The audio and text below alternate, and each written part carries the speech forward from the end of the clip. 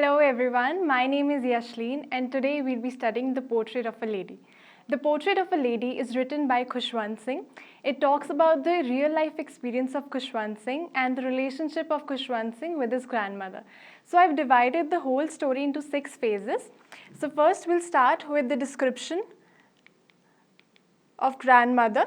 As you can see, the grandmother is old, she's slightly bent, she's short, she's holding a rosary in her hand which shows that she's very religious. She has a wrinkled face and she has white hair. Adding more to it, she is fat, she's pure soul, and she always helps the author to dress up in the morning. So in the phase 1, which talks about the description of the grandfather and the childhood of Khushwant Singh. In the description of grandfather, author याद करते हैं कि उनके grandfather की एक picture थी जो कि ड्राइंग रूम में मैंटल पीस के ऊपर थी और उसमें उनके ग्रैंडफादर ने एक टर्बन पहन रखी थी, लूज फिटिंग क्लोथ्स थे, उनकी बियर्ड थी, पूरा उनका चेस्ट का आधा पार्ट जो था वो बियर्ड से कवर हो रखा था और उनको देख के ऐसे लगता था जैसे उनके कभी चिल्ड्रन तो हो ही नहीं सकते और ना ही उनकी वाइफ, बस ऐसा लगता था कि बहुत सारे ग्रैंड चिल्ड्रन होंगे। इनफैक्ट जब वो जो ऑथर है हमारे, वो जब अपनी ग्रैंड माँ को देखते थे तब उन्हें लगता था कि ये प्रिटी तो कभी हो ही नहीं सकती थी, उनको डाउट होता इस बात पे और उन्हें लगता था कि शुरू से इतनी ही ओल्ड थी और आगे भी इससे ज़्यादा ओल्ड भी नहीं हो सकते। So starting with the childhood, जो ऑथर थे और ग्रैंड माँ वो दोनों हमेशा इकट्ठे थे। जब भी वो स्कूल जाने के लिए तैयार होते थे उनकी ग्रैंड माँ उनको तैयार करते थे, उनको हमेशा प्रेयर सुनाते थे ताकि ऑथर उनको याद कर सके। लेकिन ऑथर कभी याद नहीं करते थे, वो सिर्फ उन्हें सुनते थे क्योंकि उन्हें उनकी वॉइस बहुत अच्छी लगती थी अपनी ग्रैंड माँ की। फिर वो उन्हें शुगर देती थी और चपातीस देती थी और वो दोनों इकट्ठे निकलते थे स्कूल के लिए। जब ऑथर स्कूल में पढ़ रहे होते थे तो उनकी ग्रैंड माँ स्क्रिप्चर्स पढ़ती थी, एक साइड में एक टेम्पल था वहाँ पे, और रास्ते में जब वो दोनों वापस आते थे तो वो स्टेल चपातीस देती थी डॉग्स को और फिर वो डॉग्स जो थे वो फॉलो बैक करते थे उनको घर तक के लिए। Now the next phase which is the turning point in their friendship. Turning point इसलिए क्योंकि वो दोनों विलेज से सिटी में शिफ्ट होते हैं। जो ऑथर के पेरेंट्स हैं वो वहाँ पे सेटल हो चुके हैं और फिर वो दोनों ग्रैंडमा और जो ऑथर है उन्हें वहाँ पे बुला लेते हैं अपने पास। जब वो सिटी में जाते हैं तब दोनों का सेम रूम है, लेकिन जो ऑथर है वो एक इंग्लिश स्कूल में जाते हैं और वो एक मोटर बस में जाते हैं, इसलिए ग्रैंडमा जो है वो उन्हें अकम्पनी नहीं कर पाती। लेकिन जब भी ऑथर वापस आते थे अपने स्कूल से तो उनकी ग्रैंडमा पूछती थी कि आज तुम्हें क्या पढ़ाया गया।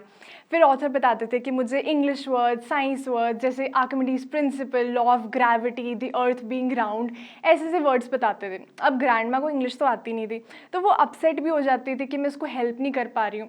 और दूसरा रीज़न वो अपसेट इसलिए होते थे कि बच्चों को कुछ भी गॉड के बारे में नहीं बताया जा रहा।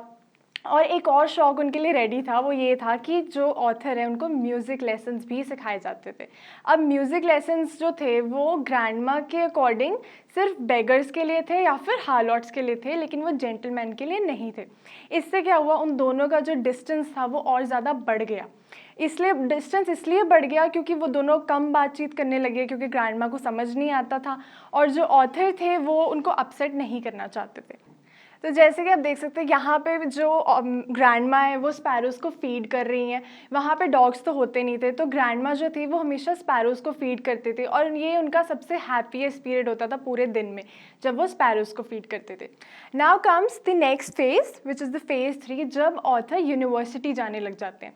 अब जब वो यूनिवर्सिटी जाते थे तो दोनों के जो रूम्स थे वो डिफरेंट हो गए, ठीक है, और जो उन दोनों का कॉमन लिंक था फ्रेंडशिप का वो स्नैप हो गया।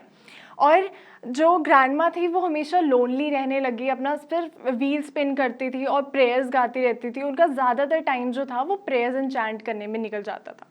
Now comes the next phase, जब जो ऑथर है वो अब्रॉड जाने के लिए तैयार होते हैं। अब ऑथर को 5 साल के लिए अब्रॉड जाना था तो उन्हें पता था कि ग्रैंडमा जो है वो बहुत अपसेट होने वाली है इस बात पे।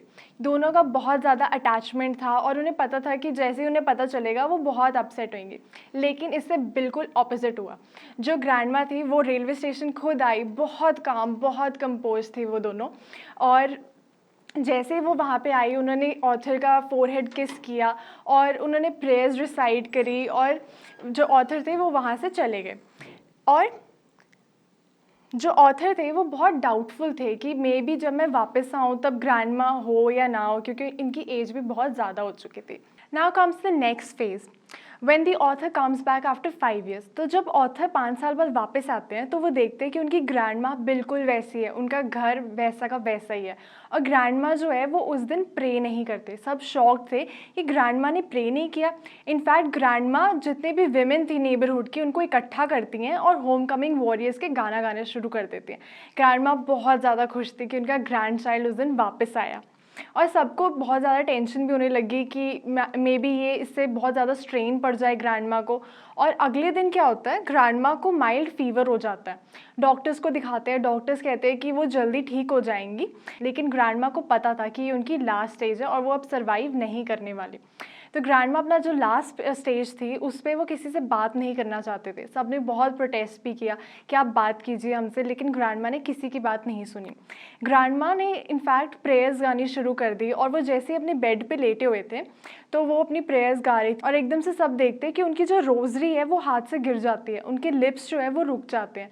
सबको पता चल चुका था कि अब ग्रैंड माँ नहीं रहे और ग्रैंड माँ की डेथ हो चुकी है। Now comes in next phase जिसमें उनका फ्यूनरल होता है। तो ग्रैंड माँ का जब कॉप्स नीचे लिटाया जाता है तो जितनी भी स्पैरोज़ है, बहुत सारी स्पैरोज़ वहाँ पे आ जाती है। गोल्डन रे ऑफ लाइट है उनके कमरे में, पूरा रूम गोल्डन ही गोल्डन हो रखा था उस लाइट से। और जितनी भी स्पैरोज़ है वो बिल्कुल भी चर्प नहीं कर रहे थे, बहुत शांत थी वहाँ पे और पिन ड्रॉप साइलेंस था वहाँ पे। तो ये देख के जो उनकी ऑथर की मदर है उन्हें बहुत बुरा फील होता है कि ये जो जितनी भी स्पैरोज़ है ये मौन कर रही हैं, बिल्कुल भी चर्प नहीं कर रही हैं।